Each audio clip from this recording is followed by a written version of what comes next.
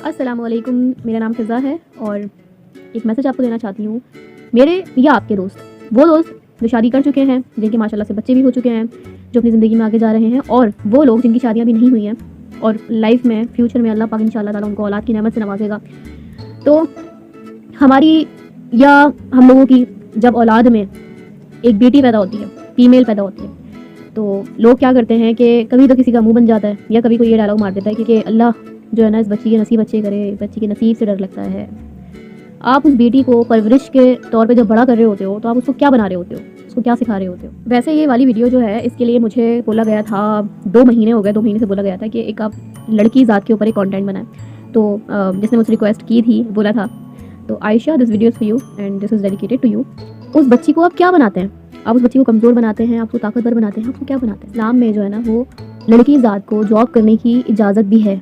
अगर देखा जाए तो हमारे प्यारे नबी हज़रत मोहम्मद मुस्तफ़ा सल्लल्लाहु अलैहि वसल्लम की वाइफ खदीजतुल कुबरा, उनको हम देखते हैं तो वो भी तिजारत करती थी ना, ठीक है, वो तिजारत करती थी। और इसी तरह से हमारी बहुत सारी इस्लामी जो बीवियाँ थीं वो कुछ ना कुछ मेहनत करती थी।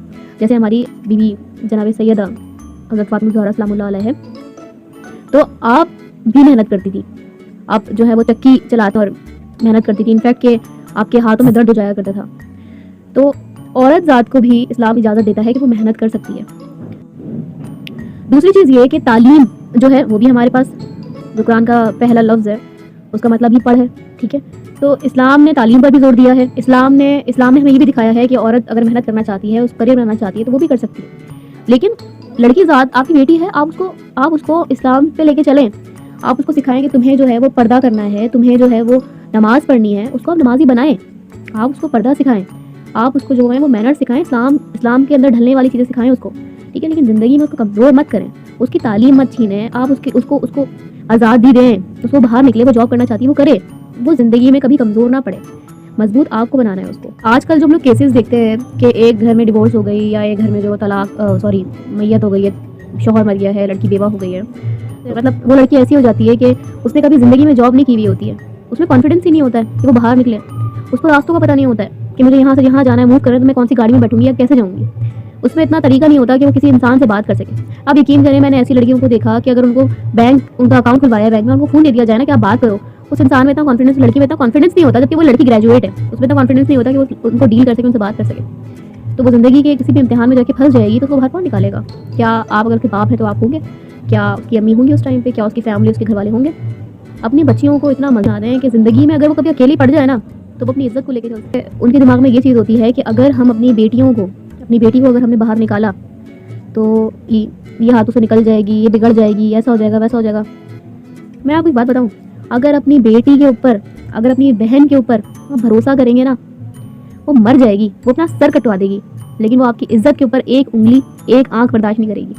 वो आपकी बेटी, आपकी बहन, आपके घर का जो हिस्सा है ना, जो औरत के रूप में है, अगर आप उस पर भरोसा करेंगे ना, वो दुनिया जहां के लोगों को फेस कर लेगी, लेकिन आपकी इज्जत के ऊपर एक लफ्ज़ नहीं आने देगी। कभी ऐसा कोई काम नहीं करेगी जिसकी वजह से आपकी इज्जत खराब हो, लेकिन उसके लिए आपको उस पर भरोसा करना पड़ेगा। और जिन घरों के अंदर लड़कियों को मारा जाता है, उनको धक्के दिए जाते हैं, उनको गालियों से बुलाया जाता है या गाली उनको दी जाती है, जिस घर में बेटी ज़ात की इज्जत नहीं की जाती, तो भाग जाती है।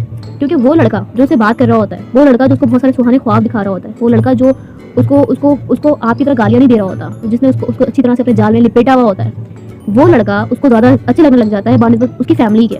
वो अपनी फैमिली के मुंह पे कालक मल के, उनको जलील और रुस्वा करके वो किसी और के साथ भाग जाती है, जो उसको उसकी फैमिली से बढ़कर लगता है, क्योंकि वो लगा रहा होता है मक्खन। चाहता है कि वो इंसान कुछ दिनों बाद उस लड़की को कहीं का नहीं छोड़ता, ना उसका साथ देता, ना उसका साथ रहता है, और अगर साथ रहता है तो ताना मारता है कि तू अपने घर वालों की नहीं हो तो मेरी क्या होगी। तो कहने का मकसद सिर्फ ये था कि अब औलाद पे, अपनी बेटी पे भरोसा तो रखो, कहीं नहीं जा रही है वो, कभी कुछ नहीं होगा। उस पर ट्रस्ट करके देखो, उसको बताओ ये बात कि तुम पे भरोसा करा है बच्चा, हमारी इज्जत पे कभी बात नहीं आने देना, कभी टस से मस नहीं होगी आपकी इज्जत। दूसरी बात, उसको पढ़ाओ, उसको एजुकेशन दो, ये उसका हक है, ये आपका फ़र्ज़ है। और इन दोनों के बाद उसकी ज़िंदगी की ये एक सरमायाकारी है जो उसको एक बुरे वक्त में काम आएगी, जो उसको कभी किसी के आगे मोहताज नहीं करेगी इंशाल्लाह। और एक चीज़ और, तीसरी चीज़ आपको क्या फोकस करनी है कि उसको अगर जॉब करनी है, अपनी एजुकेशन को पॉलिश करना है, जॉब करनी है, और अपनी एजुकेशन को जो है ना वो कहीं यूटिलाइज़ करना है, उसको जॉब करनी है, आप जॉब करने दें उसको, ठीक है। छोटी सी बच्ची के दिमाग में जब वो 10 साल की होती है, उसको रिपीटेडली ये बात बोली जाती है ना बार बार कि तुम्हें जो है ना वो लाइफ में मतलब ये काम तुमने ठीक नहीं किया, तुम्हारे ससुराल वाले क्या बोलेंगे कि माँ ने कुछ सिखाया नहीं था। तुम्हें कल को किसी के घर भी जाना है और जो खाना बनाना सीखो, तुम्हारी कल को शादी भी होनी है। मतलब I don't know about other countries, but in Pakistan हमारे घरों में ये क्या चल रहा है कि तुम्हें शादी करनी, तुम्हें किसी के घर जाना है। अपनी बच्ची को एक इंजीनियर दिमाग देने में, एक डॉक्टर वाला दिमाग देने में, एक एजुकेटेड माइंड देने में हम कहाँ पर अटका कर रख रहे हैं कि तुम्हें किसी के घर जाना है, तुम्हें शादी करनी, तुम्हें घर बसाना है, तो तुम्हें बस यही तुम्हारी जिंदगी का मकसद यही होगा कि तुम्हें घर बसाना है, तुम्हें किसी जो है ना शादी करवानी है तुम्हारी। ठीक है, वो बच्ची जिंदगी में ना, यकीन करें, वो मैट्रिक भी कर रही होगी ना, वो अपनी मैट्रिक में भी ये सोच, किताबें लेके बैठी होगी, यही सोच रही होगी। फिर जब वो इंटर करेगी तभी वो कॉलेज से बाहर निकलेगी और रियलिटी है लाइफ की, बाहर निकलेगी कॉलेज से, लड़कों को देखी, माइंड में आएगा उसके, मतलब उसके दिमाग में खाका ही शादी और मोहब्बत और प्यार इश्क मोहब्बत का बन चुका है, कुछ बनने का खाका नहीं है उसके दिमाग में। ठीक है, ग्रेजुएट करती है, ग्रेजुएट में वो ये सोच रही है कि शादी होनी है मेरी। और जब उसकी शादी होती है, शादी के बाद एक बंदा उसकी लाइफ में आता है, उसका शौहर, उसकी ज़िंदगी बर्बाद कर देता है। मतलब वो इतना हडराम होता है, इतना बगैरत होता है, वो उसकी ज़िंदगी ख़राब कर देता है। मतलब ना उसका चलता है, ना कमा के खिलाता है, उसको गालियाँ देना, मारना, कूटना, नफ्सियाती होता है माइंड से। ठीक है, आपको तो नहीं पता ना ये शादी जिससे कर रहे वो कैसा इंसान है, पागल होता है। देखो, होता है ऐसा, ठीक है ना। 35 to 40% केसेस में जो है ना वो ऐसा होता है कि शादी के बाद समझ में आता है कि सामने अबे यार किससे शादी कर ली मैंने। तो आपकी जो वो औलाद है ना, आपकी बेटी, फिर वो क्या करेगी जब उसका शौहर सुबह शाम को ठुड्डे मारे, ठीक है, उसकी इज्जत ना करे, इस्लाम जिस तरह की इजाज़त देता है औरत के साथ चलने की उस तरह ना चले और मतलब बहुत ही जुल्म करे, तो चाहे औरत कितनी ही स्ट्रॉन्ग क्यों ना हो, ठीक है, वो अपना हक तो मांगेगी ना। ऐसा तो औरत अगर पढ़ी लिखी है तो आप ये बोलो ज़्यादा पढ़ाया लिखाया था ना इसलिए तलाक मांग रही है। जो निभाने वाली औरत या मर्द होता है ना वो निभाता है, सही है, लेकिन देखो जुल्म सहना भी एक जुल्म है।